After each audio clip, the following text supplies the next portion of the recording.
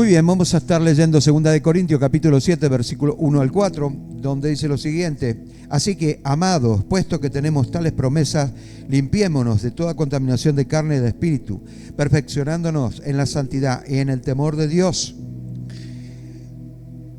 Admitidnos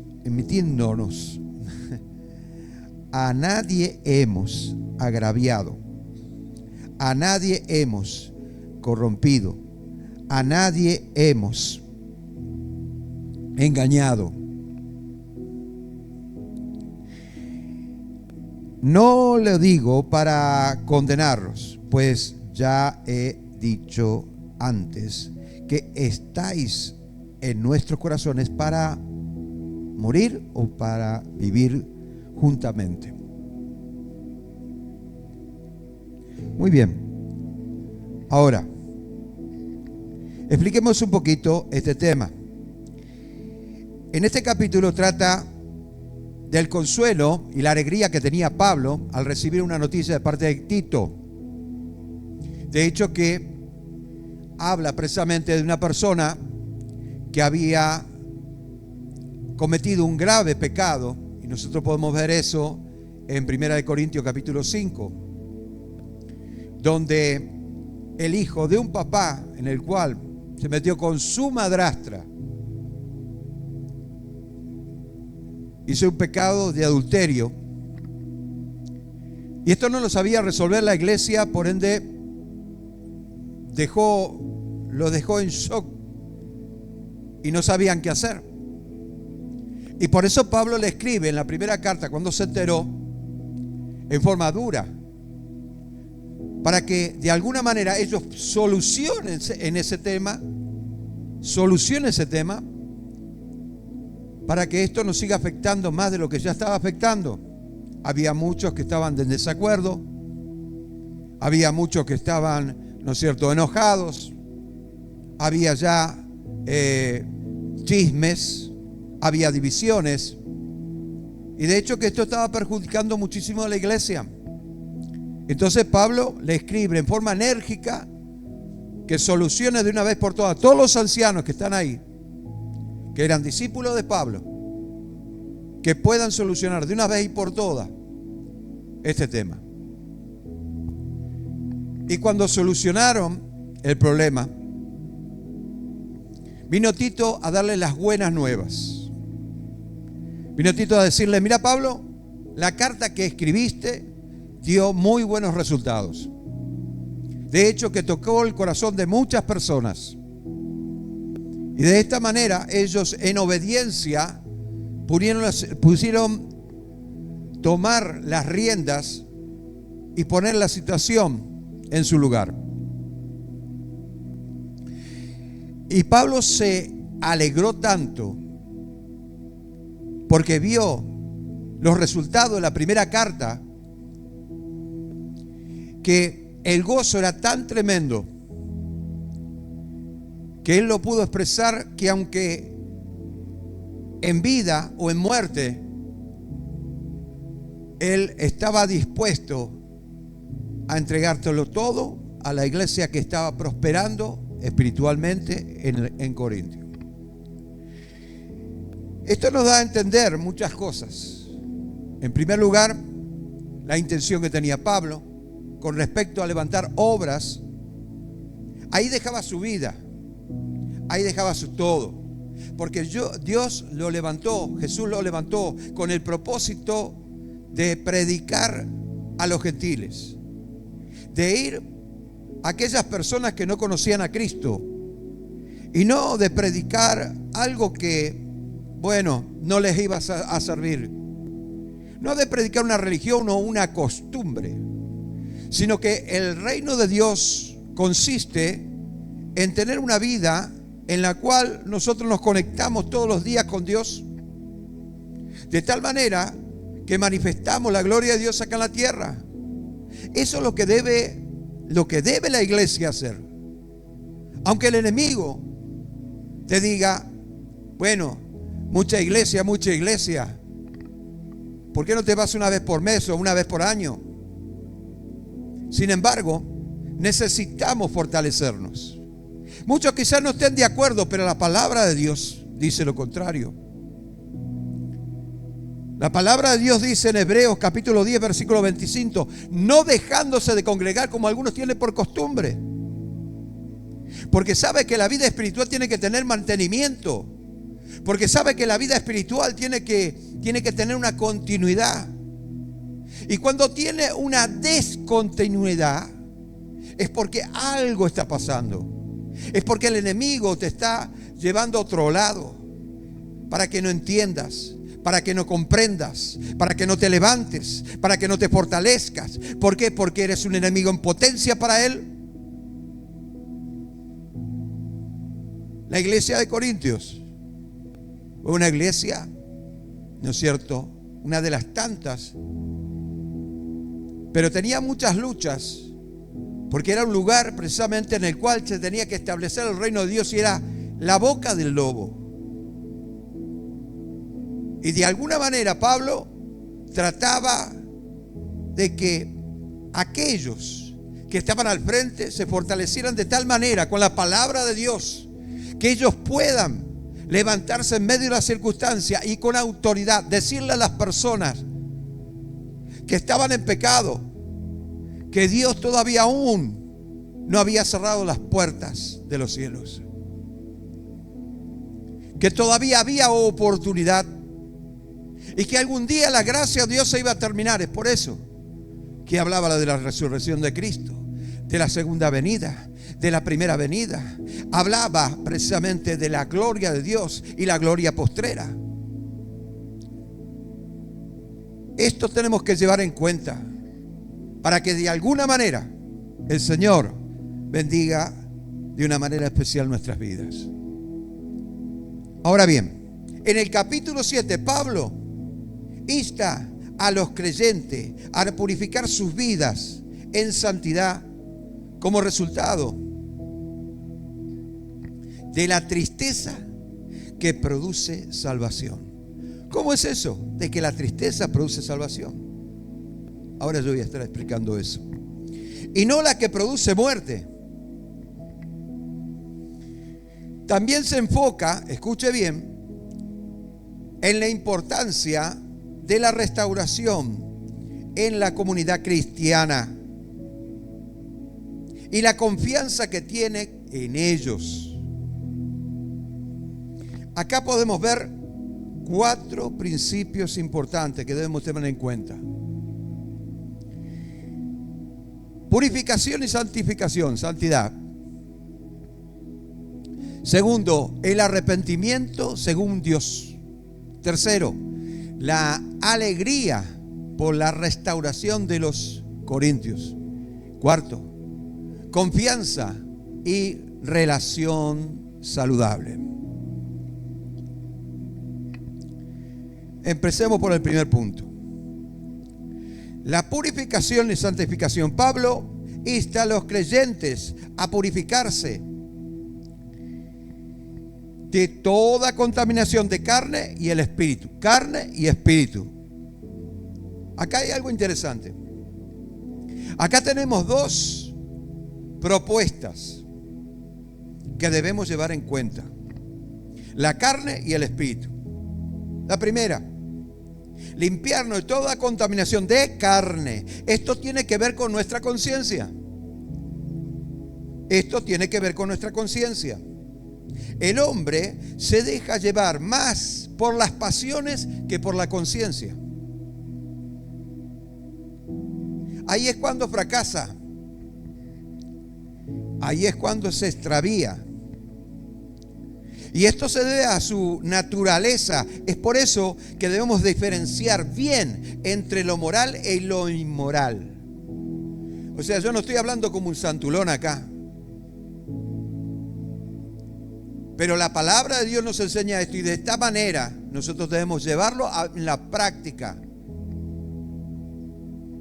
Es muy importante conocer la ética, porque la ética, conforme a la filosofía, nos habla de que se ajusta a la idiosincrasia de cada país. Costumbres que se tienen en otro país es muy ético. Y acá puede ser algo inmoral. Pero la ética conforme a la palabra es otra cosa que debemos llevar en cuenta, porque son costumbres que no tienen nada que ver con nuestras raíces, sino conforme a la fe, a las enseñanzas, al reino de Dios. Porque obviamente tenemos que saber esto, porque está en juego nuestra salvación.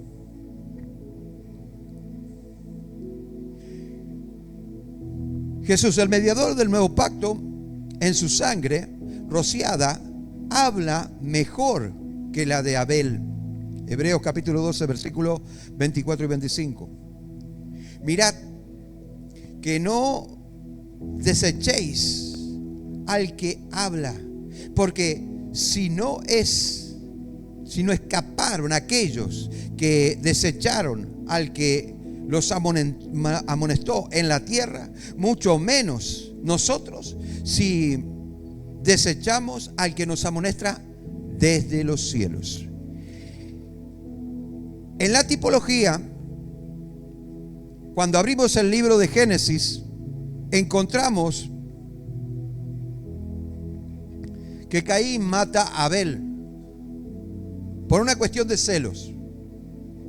De hecho que cada uno presentó su ofrenda delante de Dios. Y Caín se sacrificó mucho, trabajó mucho la tierra para llevar su ofrenda a Dios. Mas Abel lo único que tenía que hacer era pastorear las ovejitas y tratar de que coman bien, y nada más que eso. Y cuando fueron a presentar este sacrificio, el que fue más aceptable para él por la tipología que llevaba era la del corderito que llevaba precisamente Abel.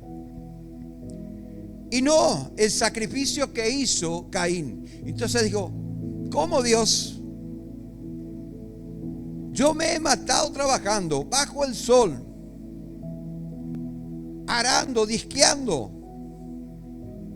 preparando la tierra, sembrando, y traje lo mejor de mis frutos, y tú lo desprecias. Mas este, que no tuvo que trabajar, que se sentó debajo del arbolito a esperar que las ovejitas comieran su pasto, y nada más que eso, parece injusto. Parece injusto. Pero nos habla de la gracia de Dios. Nos habla de la gracia de Dios porque está hablando de que vos no tenés que hacer nada para llegar a la presencia de Dios. Simplemente cuidar de la oveja. ¿Sabes qué? Cuando tú estás cuidando de la oveja, ¿qué significa? Cuida de tu relación con Cristo. Es lo único que necesitas para tener acceso a la presencia de Dios. Ahí es cuando comprendemos que el esfuerzo humano no sirve para nada, que la capacidad humana es limitada y que necesita algo mucho más perfecto y sublime para llegar a la presencia de Dios. Mas este, que no tuvo que esforzarse, ni estudiar mucho, ni trabajar demasiado, Dios le agradó. A Dios le agrada, porque tipifica la obra de Cristo en tu vida. Entonces, cuando Caín mata a Abel, su sangre vertida en la tierra clamaba a Dios por justicia.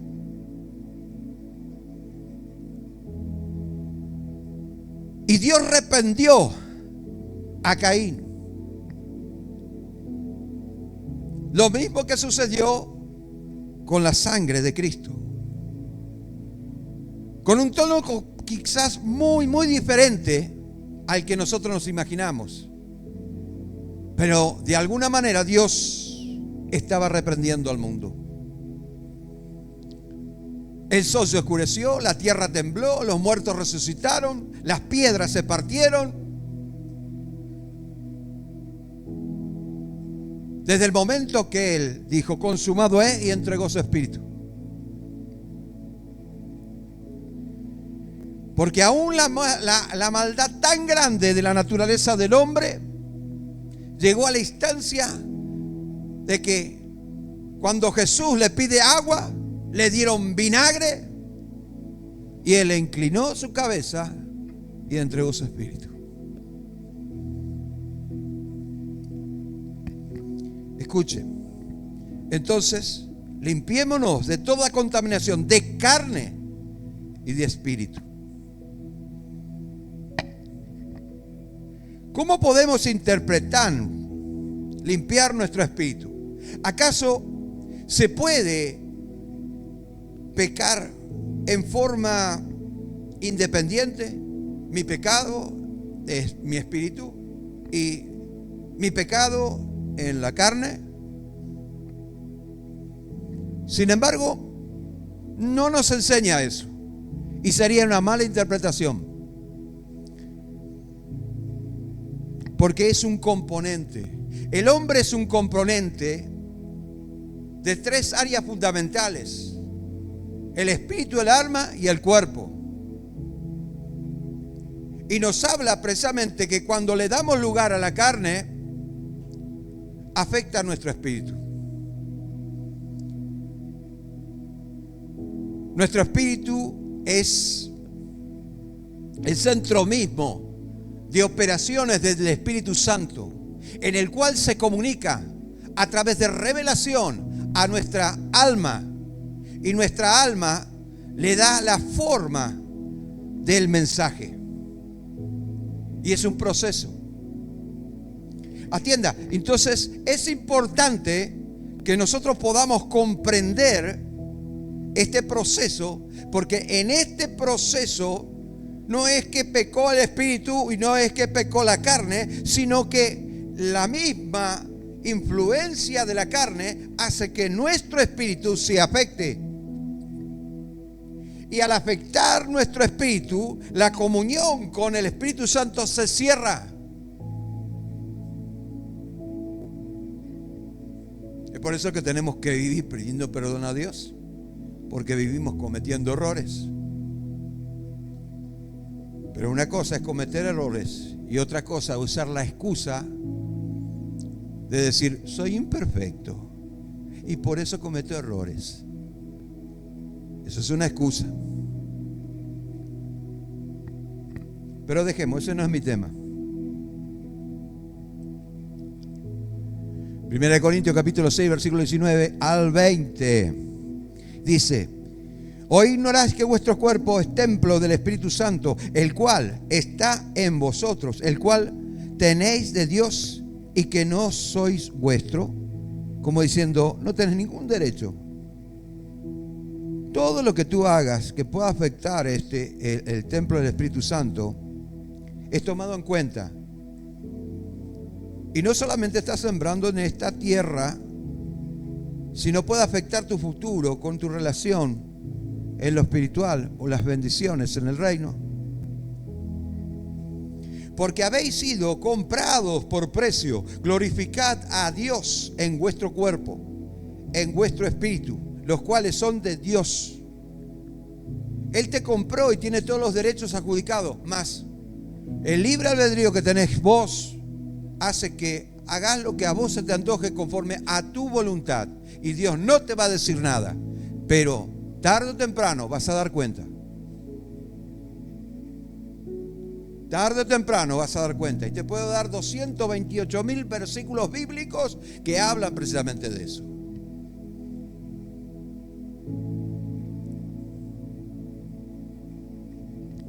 Segundo punto, el arrepentimiento según Dios.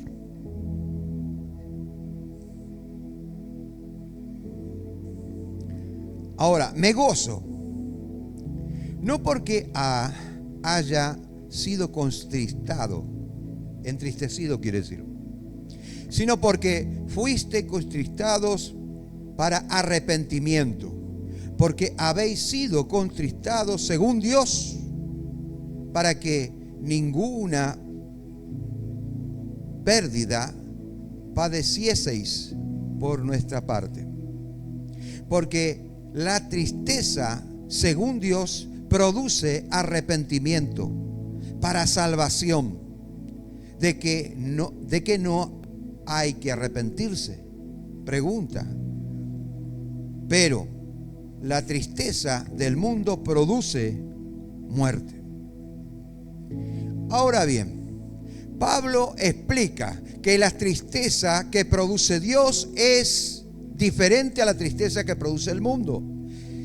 La primera produce arrepentimiento y nos lleva a la salvación, mientras que la otra produce muerte. ¿Por qué la tristeza del mundo produce muerte?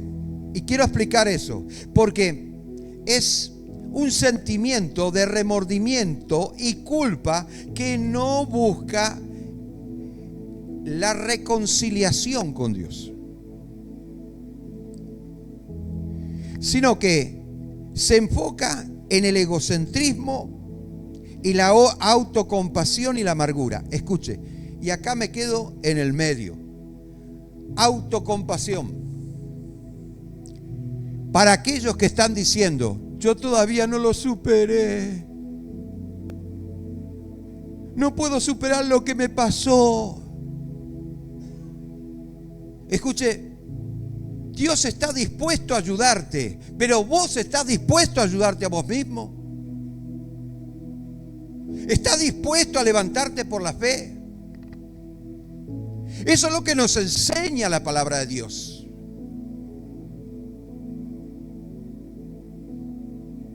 Cuando una persona empieza a decir, no puedo, no sé. Cuando una persona empieza a decir, yo no tengo la capacidad. O sea que para mí sería como decir que todo no lo puedo hacer. Todo en Cristo no lo puedo hacer. Me siento como limitado. Como que me restringe algo. Son los mismos sentimientos que me atajan y que forman una pared de 45 y no la puedo tumbar.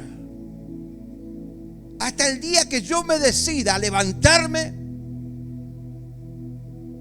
a fortalecerme, a tomar las riendas de la situación. Ahí es cuando opera la fe. Y no antes. Entonces la tristeza conforme a este mundo produce muerte. Obvio. Lo que lleva a la desesperación, a la inacción y la muerte espiritual. Personas que quedan estancadas, que no se mueven, que están esperando que nosotros vayamos a moverlos, cuando en realidad no tendría que ser así. Es por eso que Pablo habla de esto. Dice, la tristeza que produce Dios es porque vos ahora estás despreciando lo que sos. Sabés que sos nocivo. Sabés que sos un peligro. Que por más que hables bien acá, tus hechos demuestran lo contrario. Escuche, todo esto tiene que ver con la naturaleza del hombre. Es por eso que Pablo habla de esa manera. En contraste a la tristeza que produce, según Dios, arrepentimiento para salvación, motivado a un cambio de conducta, buscando la reconciliación continua y constante. Es por eso que Jesús había hablado de esta manera. Escuche bien, porque la palabra de Dios no está puesta para leerla como una revista de Condorito. Dice, de cierto os digo, vosotros lloraréis y lamentaréis, y el mundo se alegrará. Pero aunque vosotros estéis tristes, vuestra tristeza se convertirá en gozo. Aunque te entristezca el hecho de que, bueno, fulano, que salíamos de farra y que todo esto, pero ahora me niego a salir porque yo quiero agradar a Dios. Escuche, Dios te muestra dos caminos, no hay una tercera opción. O te vas con Él o no. O decidís por Cristo o no. Porque no podés justificarte con una caminata hasta Cacupé. Porque no podés justificarte, ¿no es cierto?, una vez cada mes. No podés justificarte porque tengo que cumplir con Dios. Bajo ningún punto de vista, porque no tenés la capacidad para justificarte. Pero esa capacidad te la da el Espíritu Santo del momento que vos te rendís y decís, no, yo me entristezco por lo que soy, por mi naturaleza, porque mi naturaleza es tentada, porque sabe el enemigo que de alguna manera aquellas cosas me está gustando, pero yo me niego. Entonces debo aprender a agarrar la cruz todos los días, llevar la cruz todos los días, morir en la cruz todos los días y permitir al Espíritu Santo que esté obrando. Ahí me entristece la situación en mi interior. Pero esa tristeza produce salvación, arrepentimiento. Amén. Y es por eso que Jesús dice, sí, ustedes van a pasar por dificultades en las cuales van a tener que negarse. Sí, ustedes van a pasar por burla, ustedes van a pasar por necesidades, van a pasar. Pero van a tener que aprender a que esa tristeza que están sintiendo se va a convertir en gozo, porque van a empezar a aprender a usar la fe a través de las circunstancias. Y esto es lo que Pablo enseña y lo que Jesús enseñaba y lo que muchos no quieren predicar. El arrepentimiento genuino es un proceso que incluye el empeño, el afán de pedir perdón. Escuche lo que estoy poniendo acá, es impresionante. Dice, empeño, afán de pedir perdón. Como que algo te molesta. No, yo tengo que, como que es necesario que yo le pida perdón a Dios todos los días, porque todos los días estoy fallando con Él. Reconozco. Y aunque cada día el Espíritu Santo me lleva a perfeccionarme aún más, aún así yo siento ese peso. La indignación, el temor, el anhelo y la disposición de hacer justicia. Qué tremendo. Entonces, oídas estas cosas, callaron y glorificaron a Dios, diciendo, de manera que también los gentiles han dado a Dios. Los gentiles ha dado Dios arrepentimiento para vida. Escuche. La situación era la siguiente. Pedro estaba orando, clamando al Señor. Y de repente ese lugar se llenó de la presencia de Dios. Y él pudo ver un lienzo de animales inmundos para los judíos. Entonces escuchó una voz diciendo, mata y come. Y él dijo, Pedro dijo, no entró ninguna cosa inmunda en mi boca.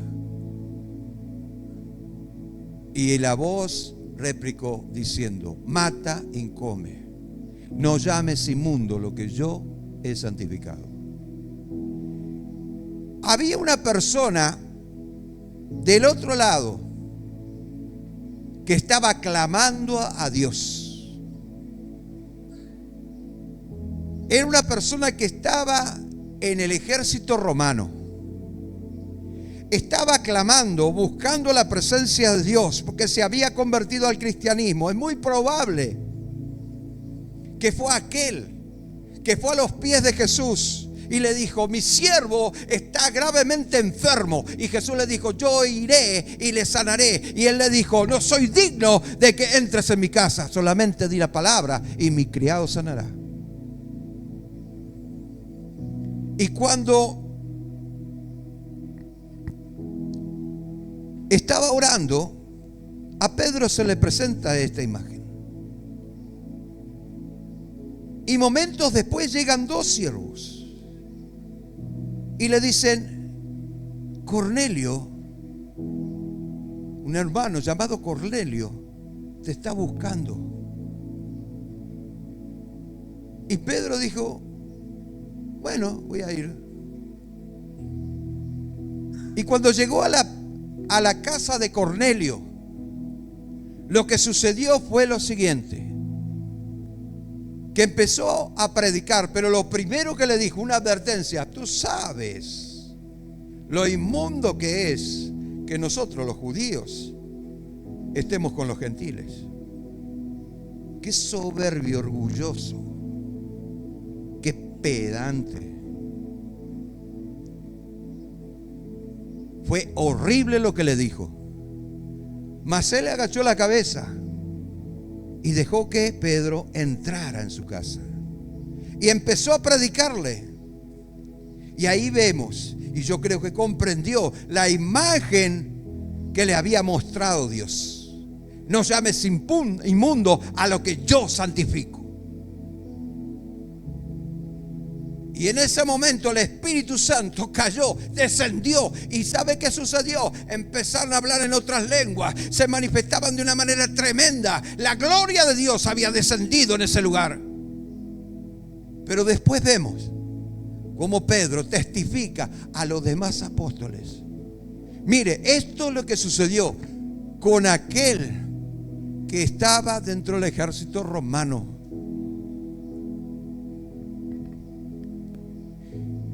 Sucedió que también Dios dio arrepentimiento. Sucedió que Dios también le dio la oportunidad a aquellas personas de que sean salvas. Y el Espíritu Santo se manifestó de una manera tremenda. Ellos callaron y glorificaron a Dios. Amén. Pero esto sucedió porque había dudas. ¿Será que aquel loco que perseguía a la iglesia está haciendo bien las cosas? Más sí, dejémoslo. Si no es del Señor, va a terminar enseguida.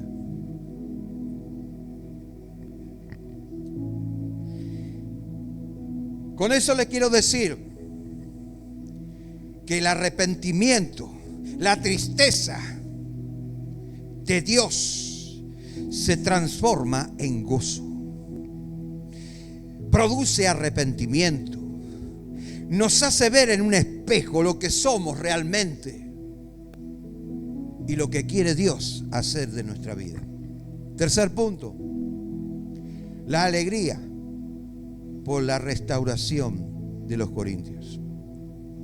Pablo experimenta una gran alegría y consuelo al saber que los corintios respondieron con arrepentimiento y afecto a la corrección.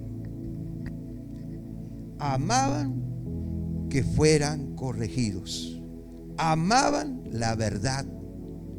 Amaban que se les dijera las cosas como son. No que las estén suavizando, sino que como son. Amaban que ser guiados. Terminando, ellos se decían ser esclavos de Cristo.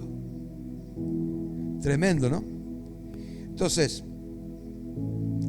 2 Corintios 4:14: mas Dios gracia el cual nos lleva siempre de triunfo en Cristo Jesús. Por medio de nosotros manifestamos en todo lugar olor de su conocimiento. Amén. Olor de su conocimiento. Cuando la iglesia de Jesucristo, cualquier predicador que no tenga, ¿no es cierto?, aunque sea una mínima capacidad de poder entender la Biblia y de poder explicarla en forma correcta, si no es así, pues entonces está perdiendo el tiempo y hace perder tiempo a los demás. Pero un siervo de Dios, cuando empieza a hablar de la palabra de Dios, porque ya está lleno de la palabra de Dios, sabe de qué está hablando y sabe de qué manera tiene que enfocar el mensaje que Dios le está dando. Por eso que Pablo se preocupaba de que los demás tengan sabiduría. Y quizás él decía en su interior: quisiera que uno de mis discípulos sepa más que yo. La visita de Tito, quien compartió las buenas noticias, estas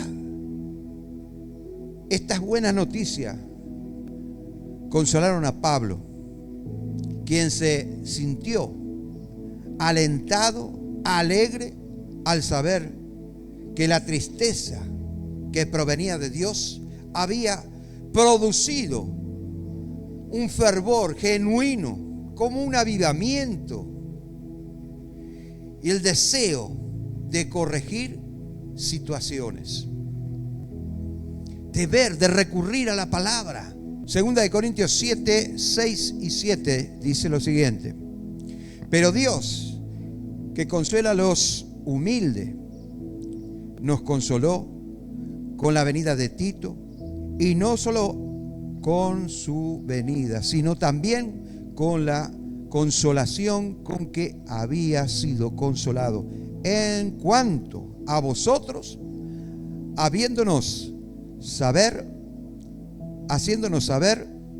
vuestro gran afecto, vuestro llanto, vuestra solicitud por mí, de manera que me regocije aún más. Súper alegre.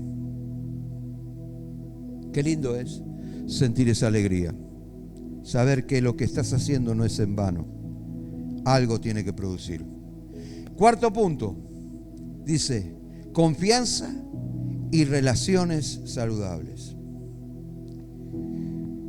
Pablo defiende su ministerio, afirmando que no hay agravio, que no se ha corrompido ni engañado a nadie, demostrando su amor a los corintios.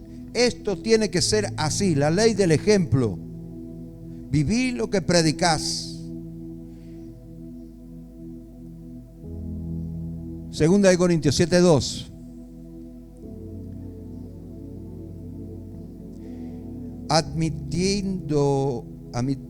Nos. Me sale la palabra esa. Admitiéndonos.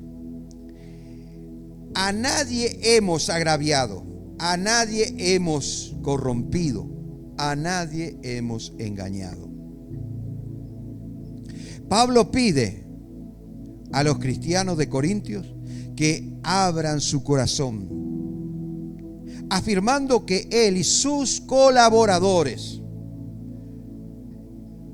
no se habían corrompido o engañado a nadie, ya que sus palabras no eran para condenación, sino para expresar un profundo afecto y confianza en ellos. Porque aquel a que vos de repente amás y querés, siempre vas a tratar de corregirlo, de decirle: no hagas esto, te va a salir mal. Siempre lo vas a estar cuidando, siempre lo vas a estar mezquinando. Es lo que la palabra de Dios nos enseña realmente. ¿Y quiénes estaban de corazón en sus corazones. ¿A quién estaba en sus corazones? Esto nos hace reflexionar, atiendan bien a esta parte. Esto nos hace reflexionar que en un mundo donde el ser honesto, sincero, leales, respetuosos, practicando la verdad, para el mundo somos raros. Somos raros. Parece como que no encajamos en este mundo. Pero es que es así.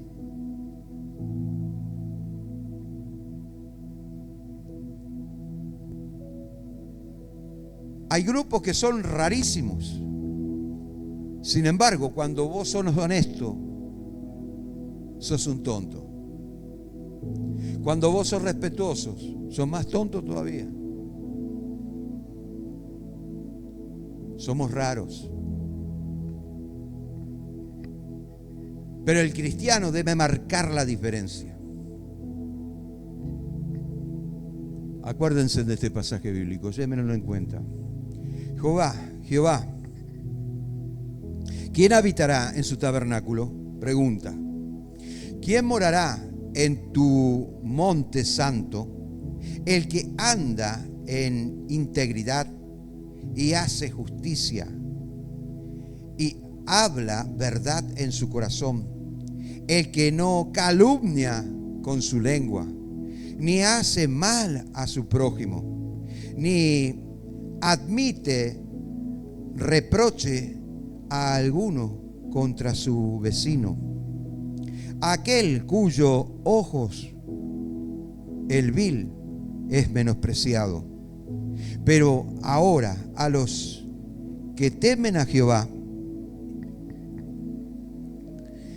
el que aún jurando en daño suyo, escuche esto, el que aún jurando en daño suyo, no por eso cambia. Escuchen, ¿qué significa? Si el decir la verdad implica que vos fracases en algunas áreas o que tengas que defender una causa en la cual un ser querido está involucrado y sea el motivo principal por la causa, vos tenés que defender la verdad, cueste lo que cueste. Es lo que la palabra de Dios nos enseña. Quien su dinero no dio a usura, ni contra el inocente admite cohecho. El que hace estas cosas no resbalará jamás. Dice la palabra de Dios, no resbalará jamás. Describe las cualidades de una persona que es aceptada ante Dios. Incluye el que viva con honestidad y hace justicia, pensando y diciendo la verdad. ¡Qué tremendo! Esto para el mundo es raro. Pero es lo que es. Y el cristianismo es lo que tiene que practicar. Cuando nosotros empezamos a entender esto, ahí es cuando nosotros empezamos a permitirle al Espíritu Santo que esté ministrándonos de tal manera que cada día seamos mejores. Que cada día, ¿no es cierto?, tengamos una línea más profunda con Dios. Amén.